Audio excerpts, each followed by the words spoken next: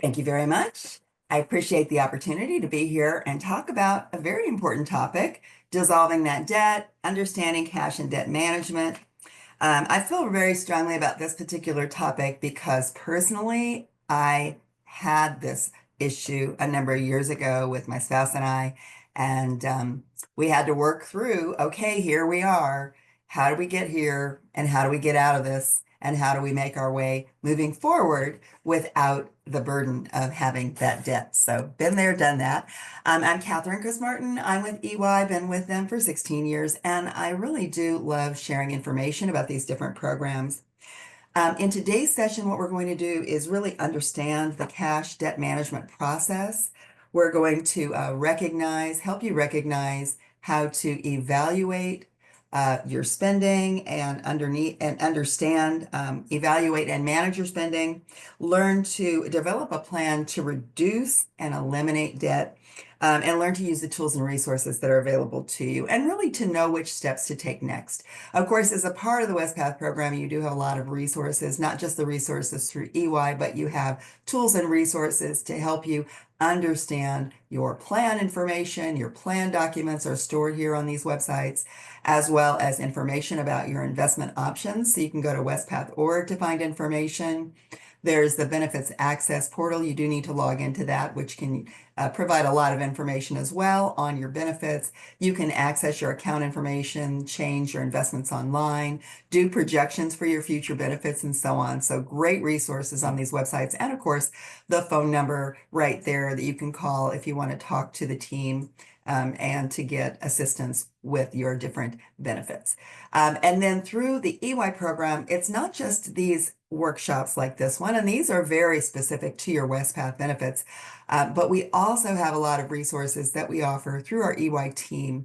We have the EY Navigate Planner line. You can make an appointment, you can call, talk to one of our planners, and basically you can call as often as you wish. It's confidential, it's unbiased. There's really a full range of services ranging from answering a one-off question to providing comprehensive financial planning services and even preparing customized financial reports to help you throughout this process. So you can call Monday through Friday. We've got long hours, 9 a.m. to 8 p.m. Eastern Time. You can also access the website. I like to tell people at EY, we're high tech and we're high touch. We're high tech in that we've got all that stuff that you can access through your computer or your smartphone or your tablet. You can even download our app. And in addition, you can just make a phone call. So if you're sitting there and you're thinking, okay, I heard all of that and I just don't even know where to start, call one of the planners. They can help you. And no judging. A lot of people call and you have people who are in all different phases of their financial lives. That's what they are good at. That's what they do. That's what they have a passion for. They know your benefits. So give them a call. And then the website is more if you want to kind of do it yourself. You've got the guidebook, if you will. It's like getting that Rick Steves guidebook if you're traveling. That's what the Navigate website is like. You can just go and you can look by topic, you can look by life event, you can look at videos. I love playing with the calculators. I really find them very informative. So we've got a lot of great information on the website.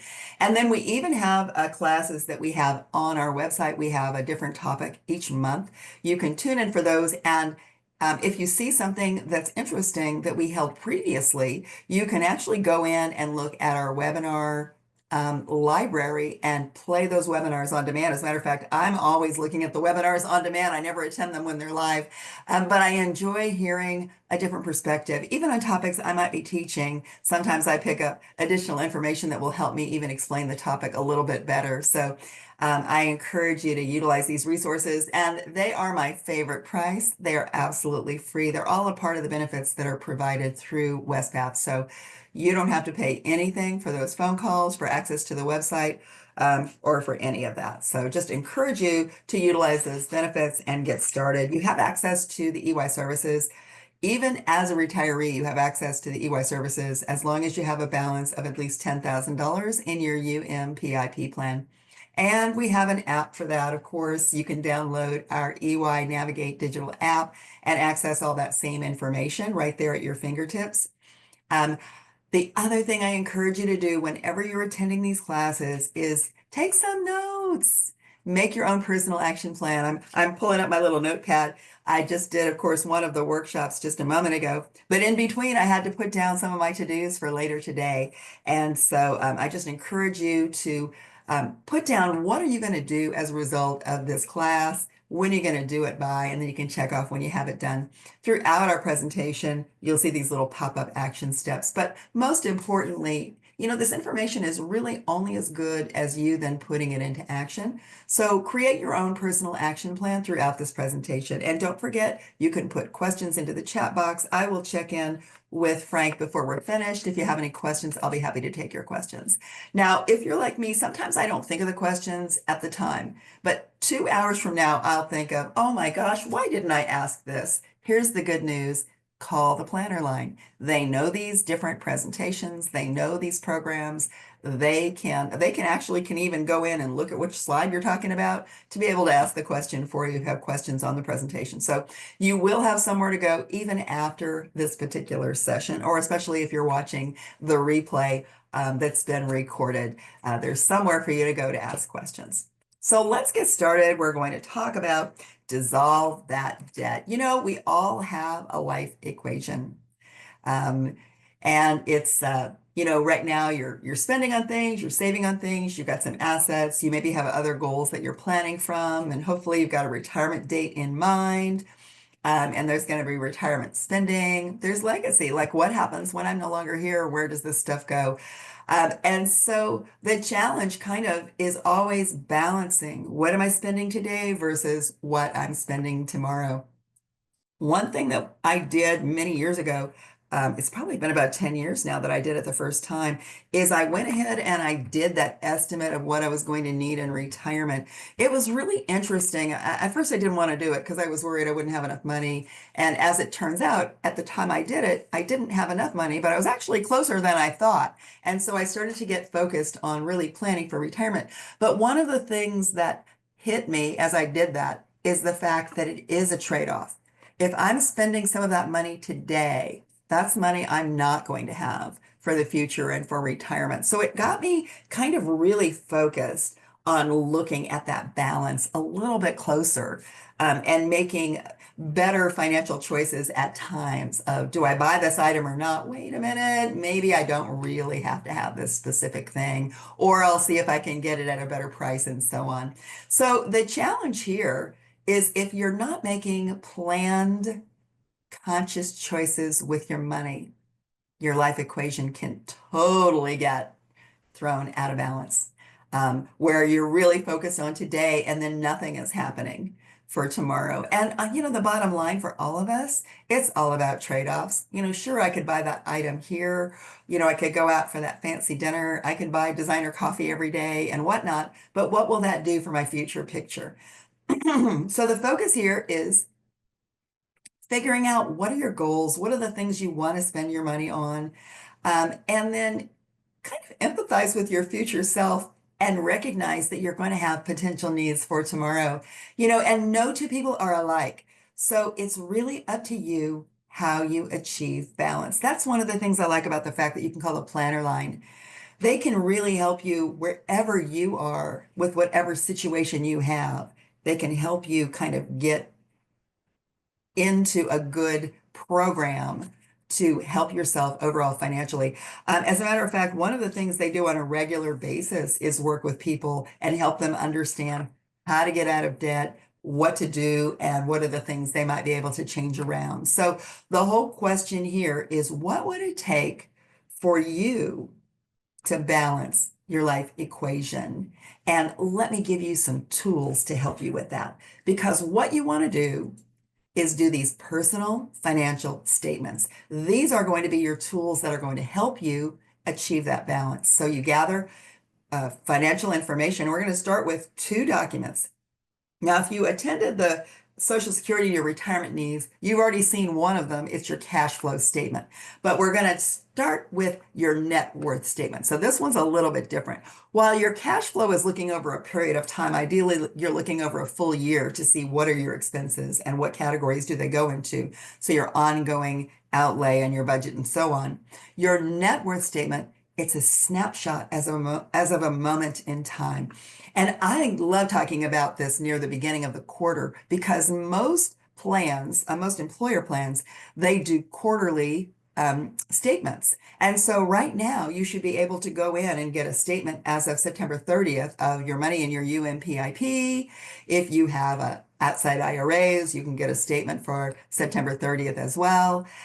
You can look at what your retirement money might be from your different retirement resources and so on, and you can do that net worth statement. So this is a snapshot as a moment in time. It's basically saying if I took all of my assets, subtracted all of my debts, what am I worth right now?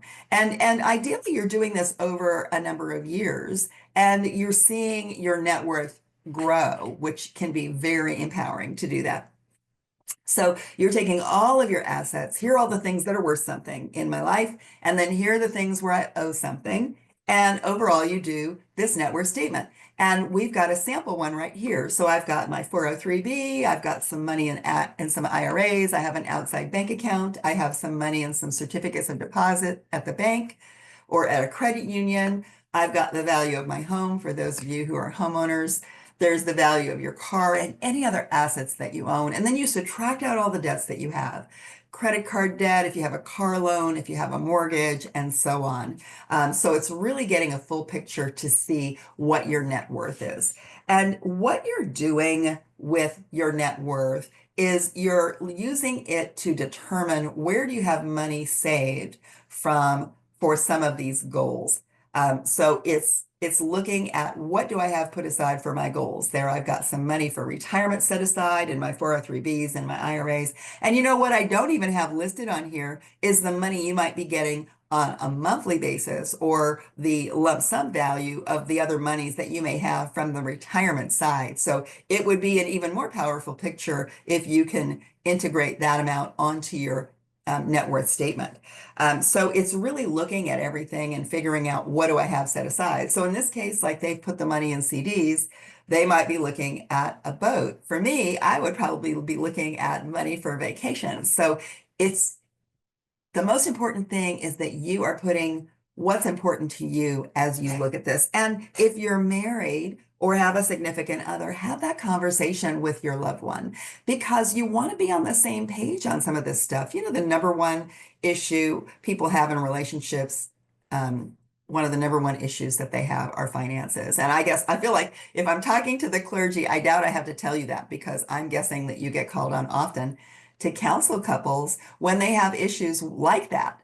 If they're willing to talk about them, they do have issues with money quite often. And so it's really a great idea to sit down and have that conversation and try to get on the same page as to where you are going. So in order to have that plan to reach your goals, you really have to figure out where am I? And we start again with our net worth statement. This also gives you a chance to figure out kind of like what's my overall debt to asset ratio, because lenders are going to look at that if they decide to extend a loan for something like your mortgage. So in this case, my debt to asset ratio is just about 30%, and that's by taking my $125,000 in debt and dividing it by my overall total assets. Generally speaking, lenders consider a mortgage debt to asset ratio of between 28% and 36% to be in a reasonable range. Now, of course, now I'm also assuming that I'm in an area where real estate is a reasonable amount of money. If I was talking to somebody who's, in New York or San Francisco or some other cities, some of those the real estate is much higher and they might be a little bit more lenient when they're looking at your financial picture in some of those locations just because of the difference in the real estate market there. But they also look at your overall debt ratio and so on. So keep that in mind. And as far as your next steps, you can visit our Navigate website if you want to do this on your own, and you can use the net worth calculator to create a net worth statement. Again, you can also work with one of our planners and they can assist you in doing this. Then we go into your cash flow. And again, your cash flow is like your budget. There's another financial planner. I mentioned this in the earlier class that I like, and he calls it your conscious spending plan. I love that concept because it's a focus on where do I want to spend my money. So this time when you do this, you also want to break it down into my necessary expenses and my discretionary expenses. And you might have expenses that cross into both lines. Personally, I do. When I look at my necessary expenses, a part of my grocery budget is necessary. I mean, I need the necessary things, but a part of my grocery budget is completely discretionary. I may not be looking to see what's on sale, but I just happen to want a specific dish, and I'm just going to buy the ingredients and make that. When I do that, I kind of recognize that it's a choice.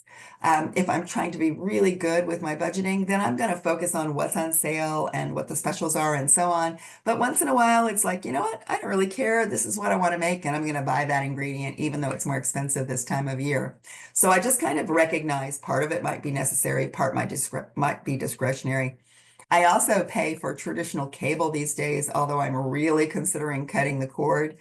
But when I look at that bill, to me, a part of it is necessary. If I want to continue to watch television, I definitely need internet, but I don't have to have those cable services. So to me, the cable part of that is discretionary. So you figure out how you want to get those things on there, and then you create that sample or that cash flow statement. And here's a sample cash flow statement. So I've got my income there at the top, my household annual pay. And then from there, I've now broken my expenses. Before we were looking at percentages when we looked in the other course, if you look at the Social Security and your retirement income needs, we show percentages on that one. In this one, we show actual dollar amounts. We're saying, okay, our necessary expenses, there's our housing, my transportation, my food, my clothing, the stuff I really have to have.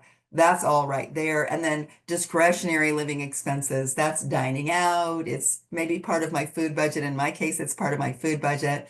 Maybe it's your hobbies and your entertainment and so on. If you've got debt repayment, you want to have that line there. I've got my taxes, of course. You always have to pay taxes. Sooner or later, you have to pay taxes. And currently, I'm saving towards retirement. So I've got tax deferred savings going in there. So I've got my total expenses. And you can see I have a cash flow, a positive cash flow, which is nice, of $3,000 for the year, which is available for other financial goals. So as far as the next step, you can visit our EY Navigate Planner line. I hit forward too fast there. You can visit our EY Digital Navigate website, and you can use the Live by a Budget goal to analyze your spending. And again, you can work with one of our planners because they work with us on a daily basis of assisting people as they are going through this process.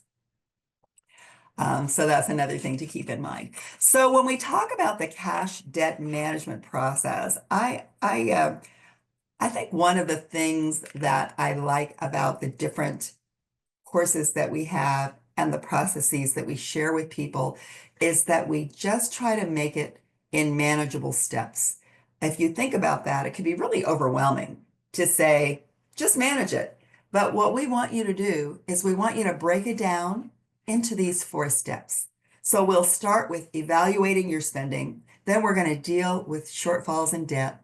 Then we'll create that budget slash conscious spending plan slash cash flow, whatever you want to call it. And then in step 4, we're going to review the process. Review your process and review your progress, because maybe you start going one direction and that one doesn't work for you. The key there is don't like throw in the towel and say, oh, I'm never going to get a handle on this. What you do is you kind of go back to step 2 to say, okay, well, let me go back here. Let's get back to this step. And then let's figure out what process is going to work for me. So one of the most important steps we have here is to evaluate your current spending.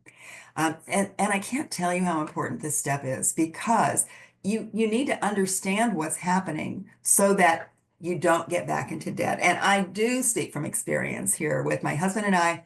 We got into debt at one point. We worked our way out of it. I was so proud of that moment. And then we got into debt again. Now, you're like, how did that happen? I mean, I was beating myself up so much when it happened again. I mean, I was very depressed about it.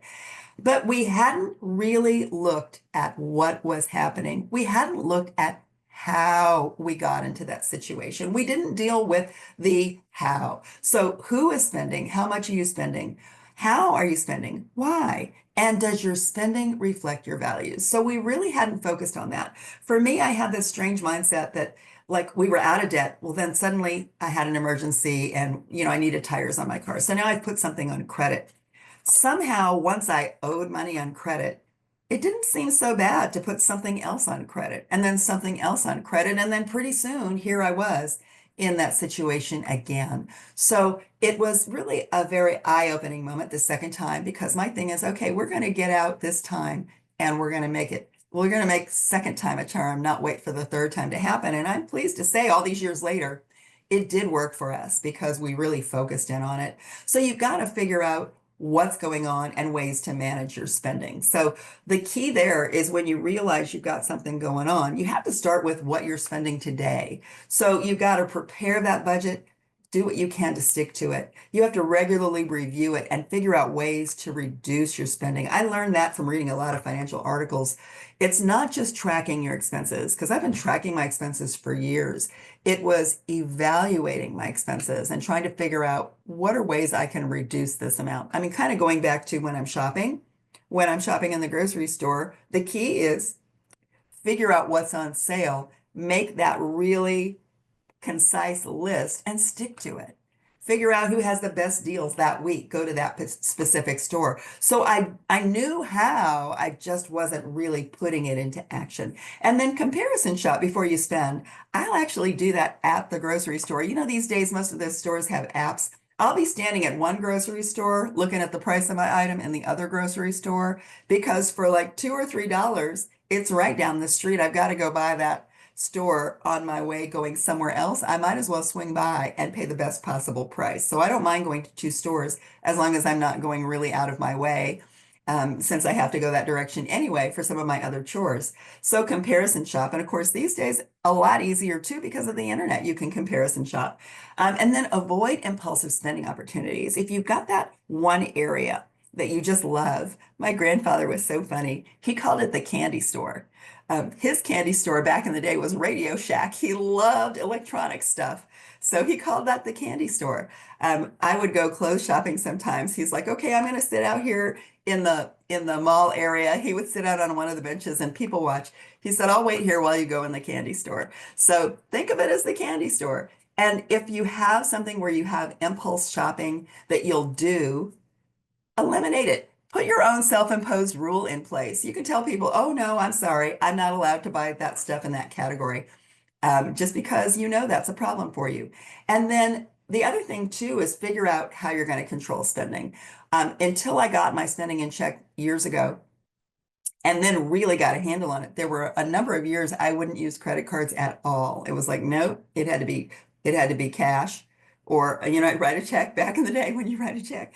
And some people still do. You do whatever works for you. I don't really write checks that much anymore, but I still track and monitor my spending and categorize it by category so I can make sure that I'm controlling my spending. And these days I will use credit cards. I use one that has a reward for me, but I pay it off each month. And I don't auto pay credit cards. I go through every single month to look at what did I spend and what categories was it in. I want to make sure that I'm not running into a problem area. And then think about if you're getting cash, where is that money going? I will get cash. I'm one of those. I feel like I'm a rare bird these days because like some of the young people, they never have cash with them. I always have cash, but as I spend that money, I actually track the receipts because I want to see, well, where did it go? What did I do with that? Was I eating out with that, or did I buy some things for the house?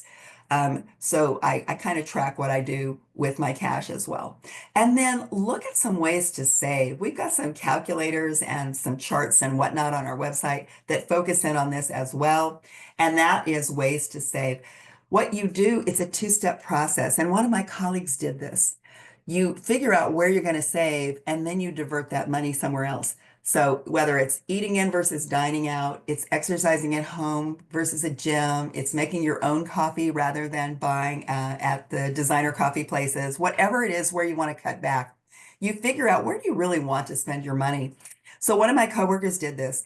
He and his wife, they do enjoy eating out. They've got three daughters, and that's really a chance during the week. They'll go out one or two times a week because they both work full time, and it really gives them a chance to talk to their daughters and kind of connect with them. But he started to look at the bill one time and realized, look how much money I'm paying for a soft drink. I mean, it could be 2.50, it could be $3, it could be $4. If you drink iced tea, do you know the most expensive thing on that glass is the lemon? If they put a lemon on the side, it's not the tea. So they came up with a new house rule. We're still going out to eat, but everybody has to drink water. Mom, dad, kids, everybody drinks water. When we get home, if you want juice or milk, if mom or dad want a glass of wine, we can do that when we get home. And then you're not paying that high dollar amount to have that at the restaurant. And then he took that amount. So he's saying basically he's going to save $20 or $25 a week is what he was paying for soft drinks and stuff. And he's going to put that about $100 a month in his um, 401k instead, or you can put it in your 403b. And so think about that. Now, let's say it was 180. There's my 180, wash your car at home versus the car wash.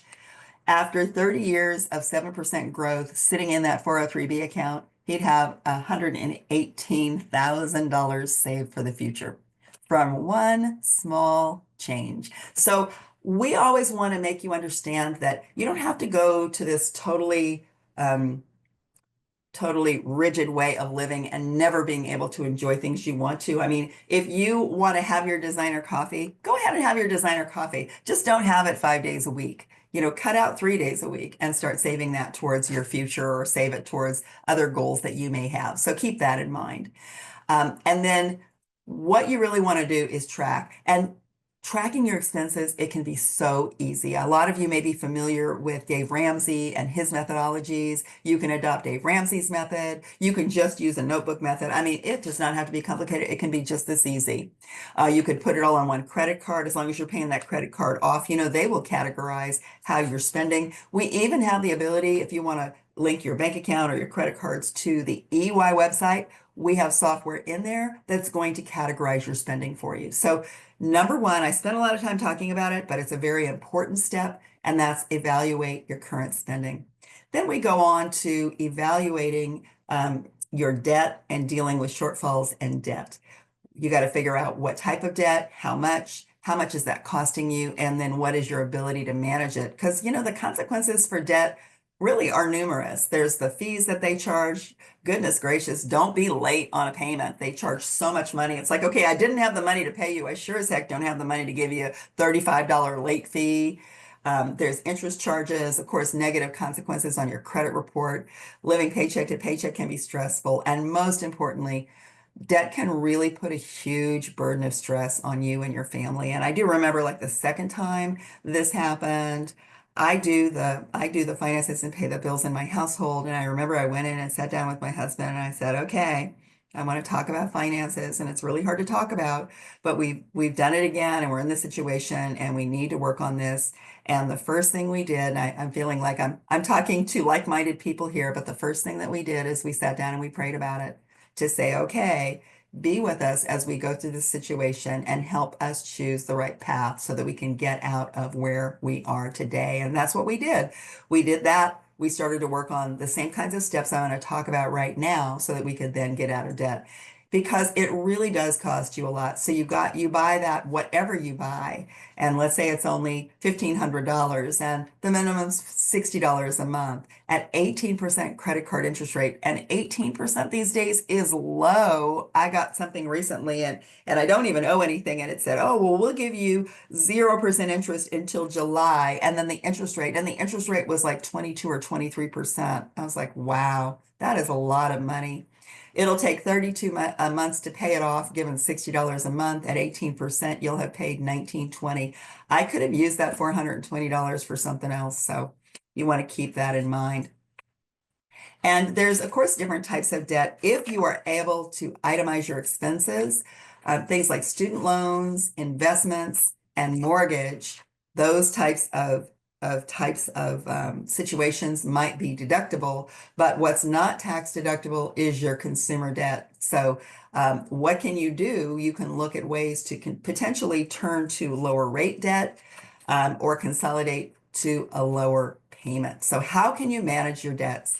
Well, one way is to look at consolidating them. Although I will tell you, because I get those offers from the credit cards, if you're going to consolidate, onto a specific credit card or whatnot, they then also charge you a fee for doing that. It's anywhere from 3 to 5% additional debt in order for you to consolidate that debt. If you do have some savings that you can use to pay off the debt, you may want to look at that. And you can look at different ways to pay off your debt. One way might be to pay off your highest interest rate debt. But there's other things, other ways you can look at it. What I would encourage you to do, though, if you're dealing or struggling with debt, I really would encourage you to make an appointment with one of our planners to help you really talk through what would be best for you and some ways that you could do that. If you are going to borrow to do this, you want to make sure you borrow wisely.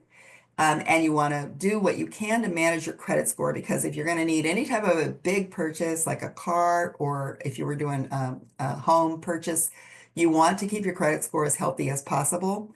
And one of the best things you can do if you're trying to stay out of debt is establish an emergency fund, because right here on this chart, that was my Achilles heel right there. I didn't have an emergency fund. So what would happen? That emergency would happen. I would put that on credit card, and somehow I felt okay once I owed to owe additional amounts for other things that really weren't emergencies after that. So I kind of figured out what my problem was. And now I really focus on making sure I have an emergency fund and tracking my spending and so on to see what I can do to keep things reasonable and debt-free. So that's the big focus for me. And so here's an example. One of the hardest things that you can do, one of the hardest things you'll have to do in this process is just really sort of come clean and on a piece of paper, figure out what do I owe. So you can see I've got 3 credit cards with my total credit card debt. I know the interest rates. I'd like to know where you get a credit card that only has 10% interest. It's like, that's crazy, but good luck on that. And then what my minimum monthly payments are, the months it'll take me to pay off. So you can see that I'm paying that $400 there for my total credit cards. It's going to take me 32 months on average to pay everything off there. And then if you do have a home equity line of credit, that might be something you could look at. This gives you an idea of what that might look like. Now, I will tell you that if you go today for a home equity line of credit, it's highly unlikely you're going to find a 6% rate because the interest rates, of course, even for traditional mortgages have been much higher. And then a home equity line of credit will be even higher than that. So an alternative to a home equity line of credit is also to look for a personal loan. They have unsecured personal loans where they will give you those to be able to pay off credit card, to pay off debt, situations like that. I helped a family member with one of these last year, and she ended up paying around 14% for that personal loan, but she was going to be able to pay everything off in about, she had more debt than this, and she was going to be able to pay off everything in about 4 years, where if she was just paying her credit cards, it would have taken much longer than the 4 years. So it kind of turns it into more of a traditional loan payment where you're going to pay it off hopefully faster than on the credit cards where you can lower the minimum that you're paying. So that's something to keep in mind. If you want to research loans for personal loans, debt consolidation loans, and so on, 2 websites that I suggest. One is NerdWallet, N-E-R-D, NerdWallet.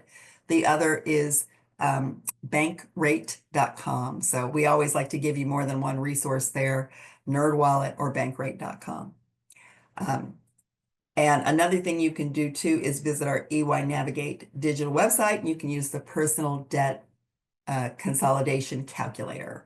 So after your minimums, what can you do next? So we're showing an example here where after your minimums, what should you do? Well, remember we had that additional money that we had in our budget. So after your minimums, what you could do here is you could start to pay a higher amount on that highest interest rate. Now, what we do tell people, though, there are different ways to look at it. One is to pay the highest interest rate, because then you'll pay the least amount overall. Another is to focus on the one that has the lowest balance, because then you get that sense of satisfaction of going towards that goal. And another would be to look at the one that has the highest minimum payment, because that gives you a greater cash flow to pay your other debts. So in this case, we're just saying, go ahead and pay that highest interest rate one down and work on getting that paid off. Hold on a second. All right. The main thing too, I started to move on, but I'm like, I want to make one more comment. The other thing too is that once you've done this, once you've paid that one off, you then keep paying that higher amount and pay off each of the other cards in succession. And then keep an eye on your credit score. You want to monitor your credit score somehow. They won't give you a free credit score, but you can monitor your credit score by going to Credit Karma. It's Karma or Credit Sesame, and you'll sign up there and they'll give you your credit score. Also, your bank account, your credit cards through your bank, they may give you your credit score, and other credit cards, they may give you your credit score for free. So figure out a way to get your credit score. It's called your FICO credit score. It's basically a grade. The better it is, the better a risk you are. And so you're going to get the best possible interest rates if you're buying something that has a larger or longer payment period. Your scores range from 300 to 850, and they look at 5 categories. And you can see the two that have the biggest impact, and that would be your payment history. So pay those things on time, and the amount you owe. And then one comment about the amount you owe. They look at the amount you owe 2 ways. They look at it by total and by credit card. So if I have those 3 credit cards, if I'm using 90% of one of them and hardly any of the other two, I'll actually have a lower credit score than if I'm only using, say, 40% of all 3 as far as how much you owe compared to your overall available balance. So they do look as a whole, like if I have whatever, $20,000 of credit and I'm using it kind of equally across the cards, I might have a better credit score than if I have one that I'm using all the time, but going all the way up to the top of that limit. And our team can work with you too if you're looking to manage your credit score and improve your credit score. They can help you understand things you can do in that area. You do want to obtain and view your credit reports on a regular basis. I actually do that every 4 months. I get one for my husband, one for me, and I get different ones. There's 3 agencies: Equifax, TransUnion, and Experian. So this month, I might get Equifax for him, TransUnion for me. Next month, I'll get Equifax for me, Experian for him, and so on. Or not next month, but 4 months from now. So across one year, I look at each one of those agencies for both of us. So review those credit reports. I always look at any hard hits where somebody got approval for a credit limit for me, and I make sure that I made those hard hits. Did I initiate those?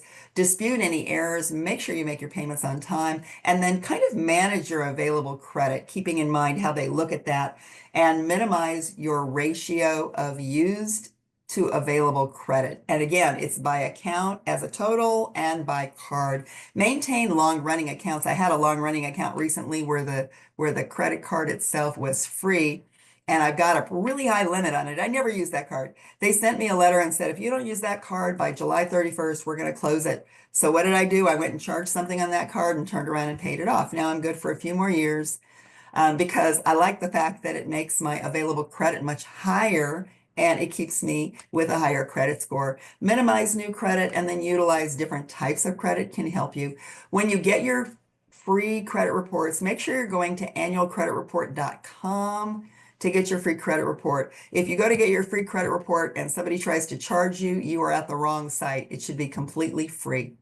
And then make sure you have a way to view your credit score, whether it's using Credit Karma, Credit Sesame, or your credit card statements if you've got credit card companies that will get your score for you.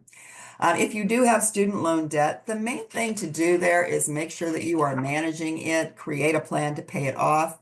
And you can visit studentaid.gov for information and calculators about your repayment options. So I'll just kind of leave that topic at that. Most importantly, one of the things that can help you the most when we talk about debt is having an emergency fund. 3 to 6 months of your necessary expenses. So it's not 100% of the money you have. It's 3 to 6 months of necessary expenses. It needs to be somewhere you can get to it, whether it's a checking or savings account. It needs to be something that's easy and stable. You don't want to lose your principal, so cash or money market. That can help you prevent borrowing in case of an emergency. Another place to potentially put that money is online banks. Online banks actually have much higher interest rates compared to your brick and mortar bank. So I have an online bank account. I've had one for over 10 years. And they are currently paying me 4% on my savings. That's where I have my emergency spending account in an online bank. And the good news is when I need it, it's just in a savings account, but it's making 4%. Now, it's made as little as 0.5% in the past when interest rates were very low, but zero point 0.5 is better than what the bank was paying me and is still paying. Which is 0.01%. So your brick and mortar bank, 0.01%, online bank, 4%, much better. And it's pretty easy to get to the money. If I went to my online bank today and I said, move that money to my brick and mortar, it will be there tomorrow. The only time there's a delay is over a weekend. It's funny because to me, all this stuff is being done electronically. Why can't you transfer it? But they don't. So if I request it on Friday, the request will go through on Monday, the money will be there on Tuesday. So try not to have an emergency on Friday or Saturday or Sunday. But you can put your request in and then that transaction will happen and your money will be in there by Tuesday. So you can get a much higher interest rate on those types of things. And then the other thing to keep in mind too, those same two websites, they're also going to tell you which credit cards have the best rewards and all those other types of things. So make sure that you deal with your shortfalls and debts and then create a spending plan. Minimize your taxes. Use your healthcare flexible spending accounts, your health reimbursement accounts, your health savings accounts wisely. Put that money in your UMPIP, whether you do it pre-tax or if you choose to do it into the Roth, you've got some options there.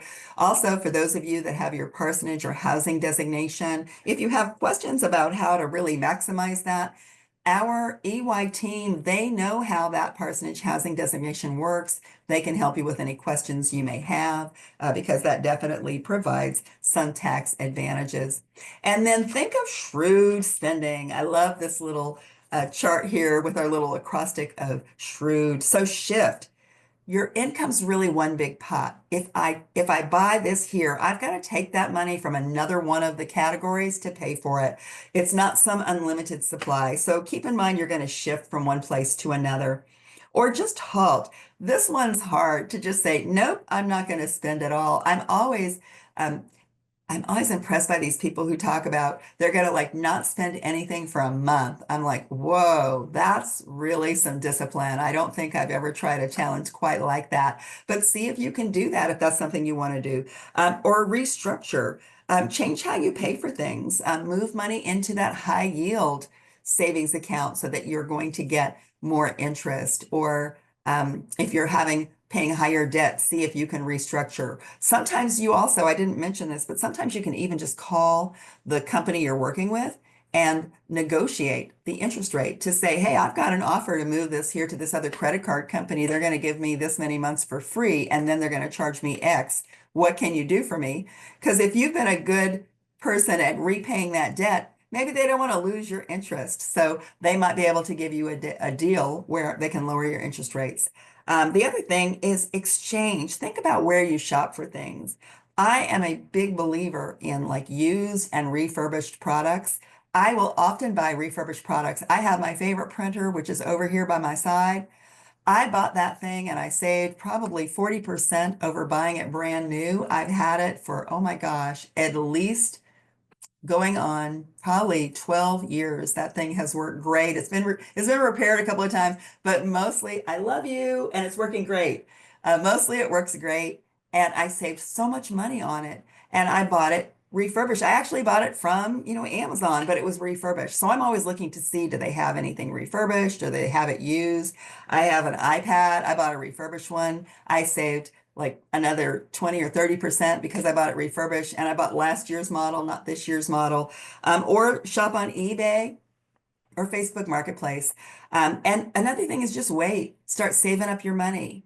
And the other thing, of course, is decreasing what you're spending. So keep all of that in mind. And then don't forget about savings. Saving, whether you're saving before tax or after taxes, it can really save you some money. in tax savings if you're saving on it before tax. But there's a lot of good reasons to save on an after-tax basis as well. So this chart kind of goes through all the different permutations and shows you how much you could save and whatnot. It's really a great idea to be putting that money in. You know, the nice part about saving in your UMPIP is you're basically paying yourself first, and you can change your contributions. So if it turns out they're taking too much, you can go down. If you seem to have a lot of money left over at the end of the month, you can increase your contributions. That's something I did as I got closer to retirement. Just a little comparison of your contributions. Will it decrease your current taxes? If you use the before tax option, it will decrease your current taxes. It will avoid your SECA taxes on your contributions. You're going to get tax deferred compounding. You won't get tax-free qualified withdrawals. You're going to have to pay taxes when that money is pulled out in the future. And you will need to be able to make sure you're paying the taxes at that point. It also has what are called required minimum distributions. Once you get to a certain age, you can only access it at certain ages, though. With your UMPIP on the Roth side, it doesn't decrease your current taxes or your SECA taxes, but it does grow tax deferred. So I just realized the time. I'm kind of close to my end point here. So let me go ahead and go through my other charts here. You know, the main thing, I will just sort of leave you with this slide, is check this out. I would give the planner line a call and have them help you with this, but figure out the best way to borrow if you're trying to get out of debt. And then most importantly, you want to make sure that you review your progress, review monthly, annually, make changes if your goals have changed, and then think about the different things you may do as a result of this workshop. And then I do want to check in with Frank to see if we do have any questions.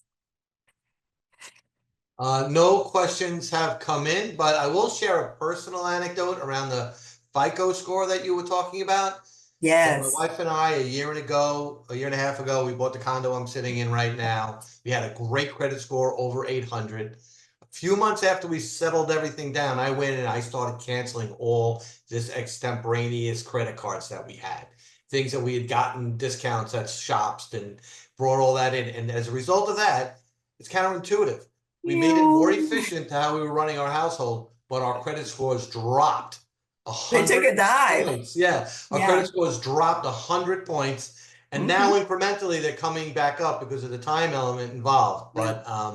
But we were very happy about doing it. But I kind of figured it would have an impact, but the actual magnitude of the impact actually was a little bit surprising to me.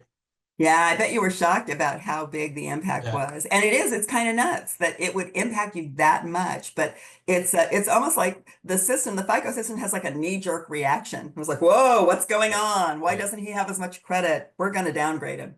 Yeah. Yeah. So All right. Well, I will just finish up and say, if you want to give us some feedback on our workshops, here's the address. You just text to this phone number, WKSP Workshop Wespath, and the class number is 43941. And thank you for that add-on, Frank. I think it's really helpful for people to hear the real life stories around this. my pleasure. And I apologize. Zondra and I are going to have to leave you to go to another meeting here for the next hour. But I did want to just take this opportunity to share that if you are in connection with congregations that you think would also benefit, or small groups that would benefit from this information, a lot of this correlates and goes right along with the Saving Grace materials that we've been sharing for several years. The annual conference is still willing to help support that and provide some of the materials if you want to get a group like that started or know of anybody that you think would be a strong leader in this. We're still searching for leaders because we do find it extremely valuable, and those who have done it have positive feedback around it. Of keeping our financial resources Christ-centered, and also ways that we can be much better stewards also of those resources. So please reach out to me or Bonnie McDonald if you have anybody that you know of that is interested in this.